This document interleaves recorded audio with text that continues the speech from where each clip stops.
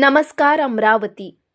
हातखेडा गावातून एक हृदयद्रावक घटना समोर आली आहे, जिथे आयुष्यभर साथ देणाऱ्या दाम्पत्याने मृत्यूनंतर सुद्धा एकमेकांची साथ सोडली नाही। विश्वासराव नथूची गवई वय 75 वर्ष आणि त्यांच्या पत्नी येनुबाई विश्वासराव गवई वय 70 वर्ष गेल्या काही दिवसापासून दोघेही आजारांसोबत झुंज देत होते। मात्र नियतीने त्यांना वेगळं केलं नाही। अत्यंत वेदनादायक बाब म्हणजे काही तासांच्या अंतराने दोघांनीही अखेरचा श्वास घेतला। सुमारे 50 वर्षाचा सहजीवनाचा प्रवास एकाच दिवशी अखेर संपला। सुखदुःखात एकमेकांचा आधार बनलेलं हे दाम्पत्य मृत्यूनंतरही एकत्रच राहिलं। जिएंगे तो साथ, मरेंगे तो साथ याचं जिवंत उदाहरण त्याने दिलं। या घटनेमुळे हातखेडा गावावर शोककळा पसरली आहे। कुटुंबियावर दुःखांचा डोंगर कोसळला असून गावकरीही हळहळ व्यक्त करीत आहेत। एकमेकावरचं अतूट प्रेम आणि आयुष्यभराची साथ जी मृत्यूनंतरही कायमच राहिली।